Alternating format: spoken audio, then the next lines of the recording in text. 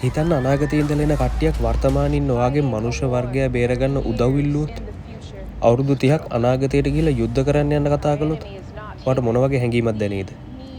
අද අපි කතා කරන්නේ ඇක්ෂන් හා සයිෆයි රසිකයන් අනිවාර්යයෙන්ම බලන්න ඕන සුපිරිම මූවි එකක්. ඒ තමයි The Tomorrow War. මේ කතාවේ තියෙන ලොකුම විශේෂත්වය තමයි කාලතරණය හා අනාගත යුද්ධය.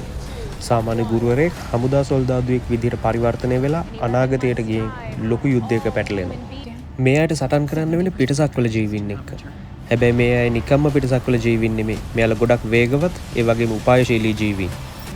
ඒ වගේම මේ මූවි එකේ තියෙන තවත් විශේෂම දෙයක් තමයි අපි නොහිතන වෙලාවක අපේ කතාවේ වීරයාට අනාගතයට ගියම තමන්ගේ අනදෙන නිලධාරිය විදියට කවුද හම්බ වෙන්නේ කියලා. ඔයාලා හිතන්නේ කවුද? මේ කුතුහලයත් එක්ක ඔයා මේ මූවි එක බලලා නැත්නම් අදම බලන්න. බලපු අය පහලින් කමෙන්ට් එකක් දාන්න. සයිෆයි හා ඇක්ෂන් කියන්නේ ඔයාගේ ෆේවරිට් නම් මේක ඔයාගේ වොච් ලිස්ට් එකේ අනිවාර්යයෙන්ම තියෙන්න ඕන ෆිල්ම් එකක්. එහෙනම් අපි ආයිත් මේ වගේ සුපිරි මූවි එකකින් හම්බ වෙමු. එතකන් අපි ෆලෝ කරලා තියාගන්න. යාළුවන්ටත් බලන්න, ෂෙයා කරන්න.